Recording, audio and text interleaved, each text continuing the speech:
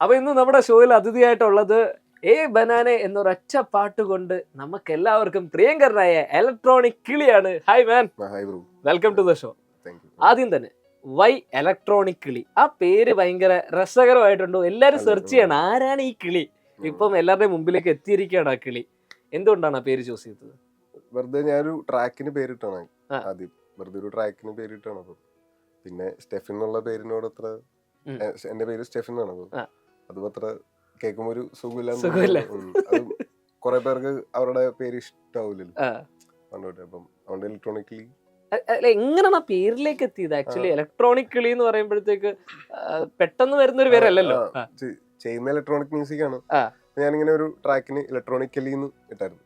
Sincerely എന്ന് പറയുന്ന പോലെ ഇലക്ട്രോണിക്കലി എന്ന് പറയും. അപ്പൊ അതുപോലെ പെട്ടെന്ന് പറയുമ്പോൾ സൗണ്ട് ചെയ്യുന്ന ഇലക്ട്രോണിക്കലി ആണ്. വെറുതെ കേൾക്കുമ്പോ ഒരു രസമുണ്ടല്ലോ. അതേ ഉള്ളൂ. അതിപ്പോ ആരുടെ അടുത്ത് ആദ്യം പറഞ്ഞു അളിയ ഞാൻ ഇങ്ങനെ ഒരു പേരിടാന്ന്? ഫ്രണ്ട്സിനോട് ആരെങ്കിലും പറഞ്ഞാണോ? ഫ്രണ്ട് കൂടെ ഒരു ആർട്ടിസ്റ്റ് ഉണ്ടായിരുന്നു. പുള്ളി പറഞ്ഞു, പുള്ളി ശോകമാണെന്ന് പറഞ്ഞു ആദ്യം. ശോകമാണെന്നാ പറഞ്ഞത്? എല്ലാരും ശോകമാണെന്നാണ് പറഞ്ഞത്. പിന്നെ അങ്ങനെയൊന്നുമില്ല, വെറുതെ അതിൽ തന്നെ സ്റ്റിക്ക് ഓൺ ചെയ്ത് നോക്കാം. അങ്ങനെ വലിയ ഇമ്പോർട്ടൻസ് ഒന്നും കൊടുക്കുന്നില്ല, പേര് അങ്ങനെയാണെന്ന് മാത്രമേ ഉള്ളൂ. പക്ഷെ ഇപ്പം സത്യം സോഷ്യൽ മീഡിയയിൽ ഒരുപാട് പേര് സെർച്ച് ചെയ്യുന്നുണ്ട് ആരാണ് ഈ ഇലക്ട്രോണിക് കിളി. ഇൻസ്റ്റാഗ്രാമിൽ നോക്കിയാലും വലിയ ആക്റ്റീവായ അക്കൗണ്ട് ഒന്നും അല്ല. അപ്പൊ ഇങ്ങനെ ഒരാൾ ശരിക്കും ഉണ്ടോ എന്നുള്ള തേടി വന്നിരിക്കണം. അപ്പൊ ഇങ്ങനെ ഒരാളെ നമുക്ക് കിട്ടിയിരിക്കുകയാണ് ഇല്ലേ? അപ്പൊ അതാണ് കഥയുടെ ആ പേരിന് മുമ്പിലുള്ള കഥ അല്ലേ? ഓക്കെ, എങ്ങനെയാണ് ഈ വാഴ മൂവിയിലേക്ക് എത്തിയ ആ ഒരു യാത്ര എങ്ങനെയായിരുന്നു? വാഴ ബ്രോ, ഞാൻ ഗിത്മേനോന്റെ കൂടെയാണ് വർക്ക് ചെയ്യുന്നത്. ജയജയ് വിപിൻ ചേട്ടനെ അറിയാം, ഗുരുവായൂരമ്പല നടൻ. അതെ അതെ, വിപിൻ ചേട്ടൻ ആണ് ആദ്യം പാട്ട്. എനിക്കാണ് ഏറ്റവും ആദ്യം പാട്ട് ചെയ്യാൻ വന്നത്. ഒരു ട്രാക്ക് ഉണ്ടെന്ന് നേരത്തെ പറഞ്ഞായിരുന്നു. ഞാനാണ് ഏറ്റവും അവസാനം ട്രാക്ക് കൊടുത്തത്. ആദ്യം കിട്ടിയത്? അതെ അതെ, കുറെ ഡ്രാഫ്റ്റ് ചെയ്ത് കൊടുത്തു. ഒന്നും ഓക്കെ ആയില്ലായിരുന്നു ആദ്യം. പിന്നെ എനിക്ക് 2 ആഴ്ച മുന്നെയാണ് ട്രാക്ക് പെട്ടെന്ന് ചെയ്ത്. അതാണ് ഞാനും പാടേണ്ട വന്നത്. വേറെ സിംഗറിന് ഒരു എടുക്കാനുള്ള സമയം ഉണ്ടായിരുന്നില്ല. അങ്ങനെ അപ്പം അതിലേക്ക് എത്തിക്കഴിഞ്ഞപ്പോഴത്തേക്ക് എങ്ങനെ തോന്നുന്നു ഇപ്പൊ? How do you feel after നമ്മുടെ ഫസ്റ്റ് പ്രോജക്റ്റ് ആണല്ലോ? ആ ഒരു ഓഡിയൻസിന്റെ റെസ്പോൺസ് ട്രെൻഡിങ് ടോപ്പ് 10 എപ്പോഴും ഞങ്ങളുടെ ഇപ്പം മിർച്ചി ടോപ്പ് 10 നമ്പർ 1 പൊസിഷനിലുള്ള മലയാളം പാട്ട് ഇപ്പോഴും ഏ ബനാനയാണ്. അപ്പൊ ഇത് കേൾക്കുമ്പോഴൊക്കെ ഹൗ ഡു യു ഫീൽ? കേൾക്കുമ്പോൾ ഒരു സുഖമുണ്ട് ബ്രോ. കാരണം നേരത്തെ ആരും പാട്ട് നമ്മൾ പാട്ടാണെന്ന് ചെയ്യുന്നതിന് പോലും ആൾക്കാർക്ക് അതിനെ അറിയില്ല. ആൾക്കാരെ അറിയണമെന്നില്ല, പക്ഷെ പാട്ട് കേൾക്കണമെന്നുണ്ടായിരുന്നു. എന്തായാലും പാട്ട് ചെയ്യുമ്പോൾ ആരെങ്കിലും കേൾക്കണ്ടേ. പിന്നെ മന്ത്ലി ലിസണേഴ്സ് 20-25 വരെയൊക്കെ അങ്ങനെയൊക്കെ ആയിരുന്നു പോയിക്കൊണ്ടിരുന്നത്. അപ്പൊ കൂടുതൽ ആൾക്കാർ പാട്ട് കേൾക്കുമ്പോൾ അടിപൊളിയാണ്, അതിലൊരു സന്തോഷമുണ്ട്. അപ്പൊ ഈ വരികൾ നമ്മുടെ വിനായക് ശശികുമാറാണല്ലോ എഴുതിയത്. ആവേശത്തിലെ ഇലുമിനാറ്റി ആണെങ്കിലും അല്ലെങ്കിൽ ഗലാട്ട ആണെങ്കിലും എല്ലാവർക്കും ഭയങ്കര ഇഷ്ടമുള്ള വരികളാണ് അദ്ദേഹം എപ്പോഴും എഴുതുന്നത്. അദ്ദേഹമായിട്ടുള്ള ഒരു കോമ്പിനേഷൻ വർക്ക് എങ്ങനെ ഉണ്ടായിരുന്നു? വിനായകന്റെ വരികൾ ഈ പറഞ്ഞ ഇലക്ട്രോണിക് കിളിയുടെ കോമ്പോസിഷൻ ആദ്യം കുറച്ച് കൺഫ്യൂസ്ഡ് ആയിരുന്നു, കാരണം പുള്ളി ഒത്തിരി വർക്ക് ചെയ്തിട്ടുണ്ടല്ലോ. പിന്നെ പക്ഷെ പെട്ടെന്ന് കമ്മ്യൂണിക്കേഷൻ ഈസിയാണ്. അതെ അതെ, പിന്നെ എല്ലാരും ഉണ്ടായിരുന്നു. അപ്പം എല്ലാവരുടെയും സജഷൻസ് വെച്ച് പെട്ടെന്ന് സെറ്റായി. ഈ ബനാനൊക്കെ ഉള്ള ഭാഗം പുള്ളി പെട്ടെന്ന് തന്നെ സെറ്റ് ചെയ്തു. അതാണെന്ന് തോന്നുന്നു അങ്ങനെ പാട്ടിന് അത്ര അറ്റൻഷൻ കിട്ടാൻ കാരണം. അങ്ങനെയൊക്കെ വരികൾ വരുമ്പോ കുറച്ചുകൂടെ കിട്ടുന്നുണ്ടെന്ന് തോന്നുന്നു. പിന്നെ അതേപോലെ തന്നെയാണ് ശരിക്കും വാഴ എന്ന് പറയുന്നത് ഒരുപാട് മ്യൂസിക് കമ്പോസേഴ്സ് ഒരുമിച്ച് ചേർന്ന ഒരു മൂവിയാണ്. ഇപ്പൊ രജത് പ്രകാശിന്റെ ആണെങ്കിൽ. അപ്പം ഈ പടത്തില് ഈ പാട്ടുകളില് ഏറ്റവും യുണീക്ക് ആയിട്ടുള്ള ഒരു കാര്യം എന്താണ്? ശരിക്കും പറഞ്ഞാൽ എല്ലാം ഭയങ്കര രസമായിട്ട് തോന്നുന്നുണ്ട്, പക്ഷെ ഒരു യുണീക് ഫാക്ടർ എല്ലായിടത്തും ഉണ്ട്. ആസ് എ മ്യൂസിക് കമ്പോസർ എങ്ങനെ തോന്നുന്നു ആ ഒരു യുണീക് ഫാക്ടറിനെ? ഇത്രയും മ്യൂസീഷ്യൻസ് ഒരു പടത്തിൽ അങ്ങനെ വർക്ക് ചെയ്തിട്ടുണ്ടാവില്ലോ. അങ്ങനെ വലിയ പടമൊന്നുമില്ല, എന്നാലും ചെറിയ പടമാണെങ്കിലും ഇത്രയും പേര് വർക്ക് ചെയ്തിട്ടുണ്ടാവില്ല. പക്ഷെ അത് ഭയങ്കര രസമായിട്ട് എല്ലാവർക്കും വർക്കായി. ഒത്തിരി പേര് ചെയ്ത അന്ന് അടിക്കില്ല, ഒരേ സൗണ്ട് പാലറ്റ് ആണ്. അതെ, കുറെ മാറിയിട്ടില്ല സൗണ്ടിങ്. ചെറിയ പടമാണെങ്കിൽ നന്നായിട്ട് അത് വന്നു, കുറെ ആൾക്കാർക്ക് ഇഷ്ടപ്പെട്ടു. പിന്നെ ബാക്ക്ഗ്രൗണ്ട് സ്കോറും എനിക്ക് കൂടുതൽ ചെയ്യാനും താല്പര്യം ബാക്ക്ഗ്രൗണ്ട് സ്കോർ തന്നെയാണ്. അപ്പം ഞാൻ പാട്ട് സ്കോർ ചെയ്തതുപോലെ ചെയ്തിട്ടാണ് പിന്നെ പാട്ടാക്കിയത്. അപ്പം ബാക്ക്ഗ്രൗണ്ട് സ്കോറാണ് ഏറ്റവും വർക്ക് ആയതിൽ. ഓക്കെ, ഈ ശരിക്കും പറഞ്ഞ വാഴ മൂവിയിലെ എല്ലാവർക്കും ഇൻട്രസ്റ്റിംഗ് ആയിട്ടുള്ള ഒരു, എല്ലാവർക്കും കണക്ട് ചെയ്യുന്ന ഒരു കാര്യം, പടത്തിന്റെ ക്ലൈമാക്സിനോട് അടുപ്പിച്ച് എല്ലാവരും മക്കളെ ചേർത്ത് പിടിക്കുന്ന അച്ഛന്മാരുടെ ഒരു കഥ പറയുന്നുണ്ട്, എത്രയൊക്കെ സിറ്റുവേഷനിലാണെങ്കിലും. അപ്പം കിളിയുടെ ലൈഫിൽ, ഇലക്ട്രോണിക് കിളിയുടെ ലൈഫിൽ അച്ഛൻ ചേർത്ത് പിടിച്ചൊരു ശരി, പലപ്പോഴും നമ്മളെ സ്വാഭാവികയുടെ അച്ഛന്മാരാണല്ലോ വഴക്ക് പറയാനുള്ളൂ, പക്ഷെ സ്റ്റിൽ നമ്മളെ ഒരു സമയത്ത് അവർ നമ്മളെ സപ്പോർട്ട് ചെയ്തിട്ടുണ്ടാവും. അതെപ്പോഴായിരുന്നു? പുള്ളിനെ ചേർത്ത് പിടിക്കുന്ന മൂടുള്ളൊരു നല്ലൊരു മനുഷ്യനാണ്, സ്നേഹമൊക്കെ ഉണ്ട്. കട്ടക്കാട്. അതെ അതെ അതെ. Okay okay. ബ്രോയുടെ ലൈഫിൽ ശരിക്കും ഇൻഫ്ലുവൻസ് ചെയ്തത് ആരാണ്? ഇൻഫ്ലുവൻസ് ചെയ്ത് ആൾക്കാരില്ലാന്ന് തോന്നുന്നു, സിറ്റുവേഷൻസ് ആണ് ആ ഇൻഫ്ലുവൻസ് ചെയ്യുന്നത്. അപ്പോൾ അതായത് വേറെ ആൾക്കാരുടെ പടങ്ങൾ തന്നെയാണ് ഇൻഫ്ലുവൻസ് ചെയ്യുന്നത് മ്യൂസിക്കലി, അല്ലാതെ വേറെ കുറെ എന്തൊക്കെയോ. ഏറ്റവും കൂടുതൽ ഇൻഫ്ലുവൻസ് ചെയ്ത ഒരു മ്യൂസിക് ഡയറക്ടർ അല്ലെങ്കിൽ മ്യൂസിക് കമ്പോസർ ആരാണ്? സന്തോഷ് നാരായണൻ ആണെന്ന് തോന്നുന്നു. കാരണം അങ്ങനെ ഒരു മ്യൂസീഷ്യൻ ആയിട്ടല്ലല്ലോ പുള്ളി, ഒരു സാധാരണക്കാരൻ മ്യൂസിക് ഉണ്ടാക്കുന്നത്. ഞാനും അങ്ങനെയാണ്, എനിക്കും വലിയ പരിപാടിയൊന്നും അറിയില്ല, അല്ല അത്രയും എത്തിക്കുന്നല്ല, ഒത്തിരി പഠിച്ചിട്ടില്ലാത്തത് കൊണ്ട് വെറുതെ നമുക്ക് കേൾക്കാൻ ഇഷ്ടമുള്ള പാട്ടുകൾ ഉണ്ടാക്കുന്നു മാത്രമല്ലേ ഉള്ളൂ. അതുകൊണ്ട് എനിക്ക് തോന്നുന്നു എന്റെ മ്യൂസിക്കിന് അങ്ങനെ ഒരു പാറ്റേൺ ഇല്ലെന്ന് തോന്നുന്നു, എങ്ങോട്ടാ പോകുന്നു. പക്ഷെ കൊള്ളാമെന്ന് തോന്നുന്നു, ഇപ്പോഴാണ് മനസ്സിലായത് ആൾക്കാർക്ക് ഇഷ്ടപ്പെടുന്നുണ്ടെന്ന്. ശരിക്കും ഞാൻ ചെയ്യുന്ന പാറ്റേൺ ആൾക്കാർക്ക് ഇഷ്ടപ്പെടുന്നു. അതെ അതെ, അത് നമുക്ക് അറിയില്ലായിരുന്നു, ഇതുവരെ അറിയില്ലായിരുന്നു. കൂടെ ഉള്ളവർ കേൾക്കുമ്പോൾ വർക്കാണെന്ന്, പക്ഷെ കുറെ പേര് കേൾക്കുമ്പോൾ കൊള്ളാമെന്ന് പറയുന്നത്. അതെ അതെ. ഇനി ഒരു കാര്യം, പേഴ്സണലി അളിയ ഇൻട്രോവേർട്ട് ആണോ? ഞാൻ ഇലക്ട്രോണിക് കിളി ഒരു ഇൻട്രോവേർട്ട് ആണോ? അല്ല, ഞാൻ സംസാരിക്കാനില്ലാത്തതുകൊണ്ട് ഭയങ്കര സൈലന്റ് ആണ്. ഞാൻ പൊതുവെ എങ്ങനെ കേട്ടാണ്, ഒരു ഇന്റർവ്യൂവിന് വിളിച്ചാലും എവിടെയും കിട്ടുന്നില്ല, ഭയങ്കര ഒരു പരിപാടിക്ക് ഒരു സ്റ്റേജ് ഷോസിലും ആരുടെയും മുമ്പിലേക്ക് പ്രത്യക്ഷപ്പെടുന്നില്ല, മാസ്ക് ഇട്ട് നടക്കുകയാണെന്നൊക്കെ അറിഞ്ഞു. സ്റ്റേജ് ഷോസിനൊന്നും വിളിച്ചിട്ടില്ല, അതുകൊണ്ടാണോ? പിന്നെ അങ്ങനെ ശീലമില്ലാത്തതുകൊണ്ട്. അപ്പൊ ഇനിയിപ്പോ എത്രയും പെട്ടെന്ന് ഒരുപാട് സ്റ്റേജ് ഷോസിന് വിളി വരും, അങ്ങനെ വന്നു കഴിഞ്ഞാലോ? സ്റ്റേജ് ഷോസ് ഒക്കെ ഒഴിവാക്കാൻ താല്പര്യം എന്തുകൊണ്ടാണത്?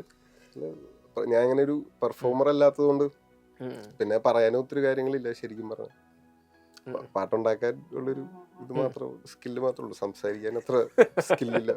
ലൈഫില് ഏതെങ്കിലും ഒരു മൊമെന്റില് ശരിക്കും, അല്ല ലൈഫിൽ ഏത് മൊമെന്റിലാ ശരിക്കും എനിക്കൊരു മ്യൂസിക് കമ്പോസർ ആണ് അല്ലെങ്കിൽ മ്യൂസിക് ആണ് എന്റെ ലൈഫ്, അങ്ങനെ തോന്നിയൊരു മൊമെന്റ് ഏതായിരുന്നു? പണ്ട് സ്കൂളിലൊക്കെ എല്ലാരും മറ്റേ കീബോർഡൊക്കെ വായിക്കുമായിരുന്നു. അപ്പം ആ ഒരു ഫ്ലോയില് വെറുതെ കീബോർഡ് വായിച്ച് നമ്മൾ വെറുതെ ട്യൂണൊക്കെ ഉണ്ടാക്കുമല്ലോ.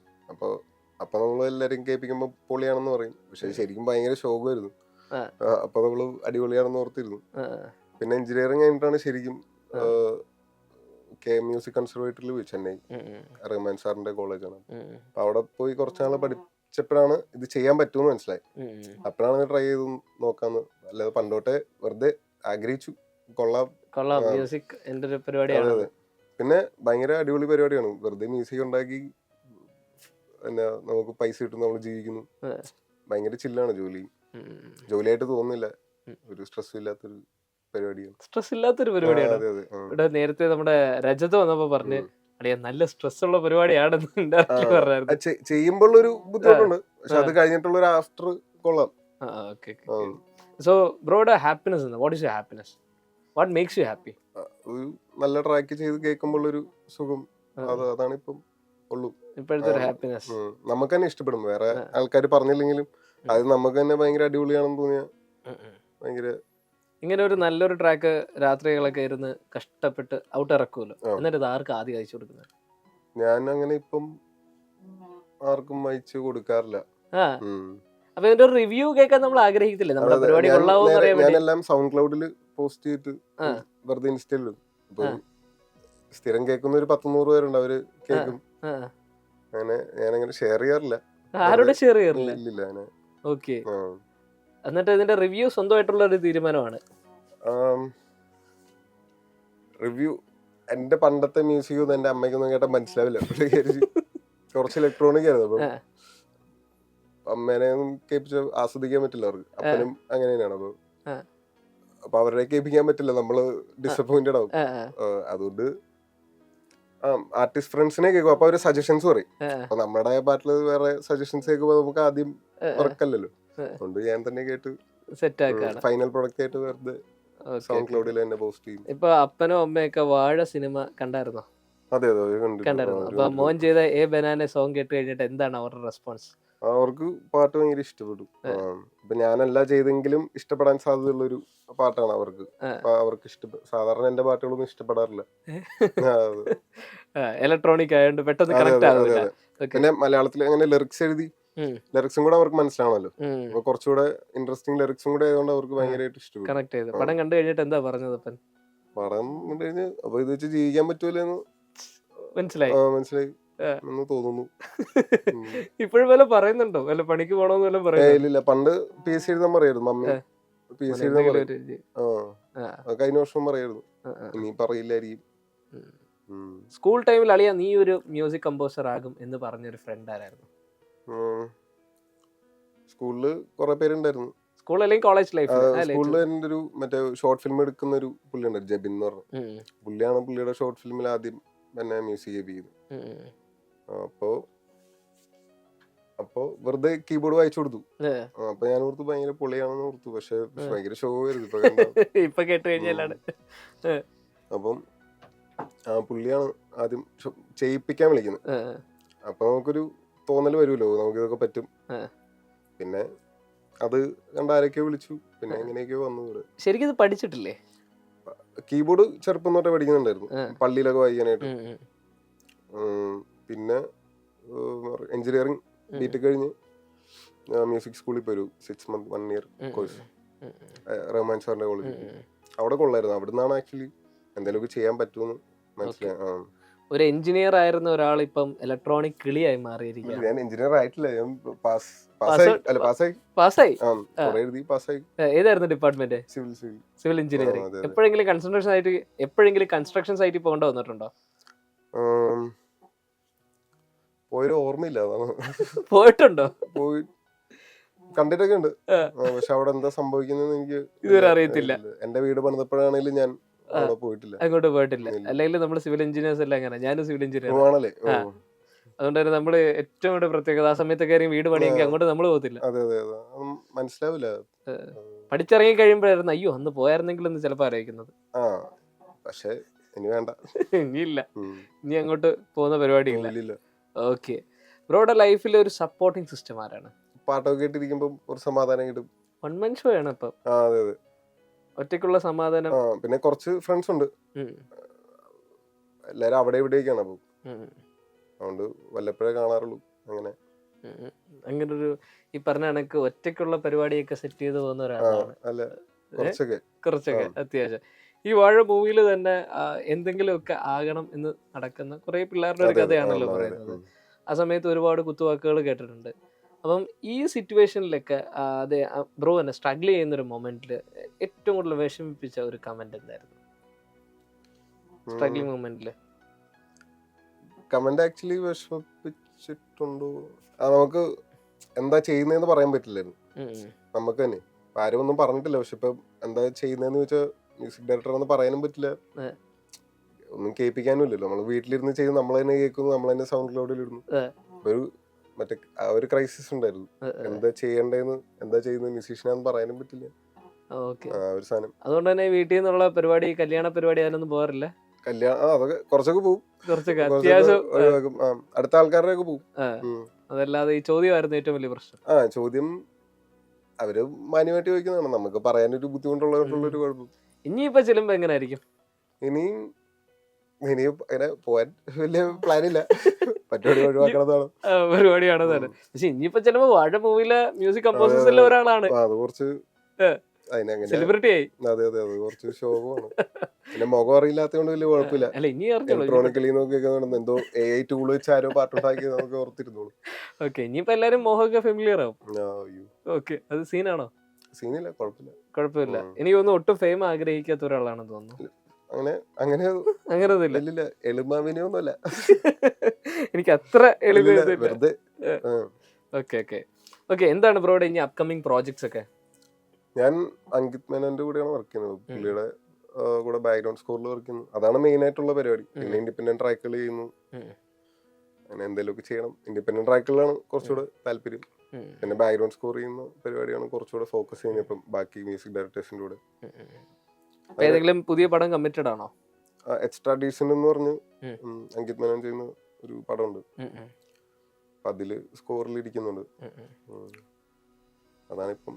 പിന്നെ വേറെ ഇങ്ങനെ എന്തൊക്കെയോ ഡിസ്കഷൻസ് ഒക്കെ ഉണ്ടൊന്നും ആയിട്ടില്ല, സമയം എടുക്കും. ഒരു മ്യൂസിക് കമ്പോസറുമായിട്ട് വർക്ക് ചെയ്യണം എന്ന ആഗ്രഹം ഉണ്ടെങ്കിൽ ബിയോണ്ട് അങ്കിത് മേനോൻ ആരുമായിട്ട് വർക്ക് ചെയ്യണം എന്ന് ആഗ്രഹം? എല്ലാവരുടെയും കൂടെ വർക്ക് ചെയ്ത് കൊള്ളാമെന്നുണ്ട്. സന്തോഷ് നാരായണന്റെ കൂടെ വർക്ക് ചെയ്യാൻ പറ്റിയ കൊള്ളാവുന്നുണ്ട്. പക്ഷെ അത് നടക്കില്ല. അതെന്താ? അല്ല, കുറച്ച് കഴിഞ്ഞിട്ട് ഞാൻ തന്നെ ഒന്ന് കുറച്ചുകൂടെ പഠിച്ചിട്ട് എന്നെ ഒന്ന് നല്ല രീതിയിലാക്കിയിട്ട് എപ്പോഴേലും ഒരു സ്പേസ് ചോദിക്കണമെന്നുണ്ട്. ഞാൻ തന്നെ ഒന്ന് സെറ്റ് ആയിട്ട് ചോദിക്കും. അതെ അതെ. ആ ചോദ്യത്തില് അദ്ദേഹം എസ് പറയട്ടെ. പുള്ളിനെ കൊണ്ട് ഒരു പാട്ട് പാടിപ്പിക്കണമെന്നുണ്ട്. അതെപ്പോഴും നടക്കുമായിരിക്കും. ഇതില് നല്ല ആദ്യം ഞാൻ ഇതില് വാഴയില് ചെയ്ത ട്രാക്ക് പുള്ളിനെ കൊണ്ട് പാടിപ്പിക്കാം. പക്ഷെ അത് കുറെ പേർക്ക് വർക്കായി, കുറെ പേർക്ക് വർക്കായില്ല. അതുകൊണ്ട് അത് മാറ്റേണ്ടി വന്നു. അല്ലെങ്കിൽ അത് ചിലപ്പോ നടന്നേനെ. ചിലപ്പോ വാഴയില ട്രാക്ക് സന്തോഷ് നാരായണൻ പാടീനെ. അല്ല, ഞാൻ ആഗ്രഹിച്ചുള്ളൂ, പുറത്ത് നടന്നില്ല. ഓക്കെ, അടിപൊളി. എന്തായാലും അപ്പൊ ഇലക്ട്രോണിക് കിളി പാട്ട് പാടുവോ? ഞാൻ ഭയങ്കര ശോകം പാട്ടുകാരാണ്. ഇലക്ട്രോണിക് കിളിയുടെ ഈ ബനാന പാട്ടൊന്ന് പാടാൻ ട്രൈ ചെയ്യാം. നമുക്കത് പ്ലേ ചെയ്താലോ? റേഡിയോ സ്റ്റേഷനാണല്ലോ. പാടുകാരെ ഇച്ചിരി ബുദ്ധിമുട്ടാണ്. അതെ അതെ അതെ.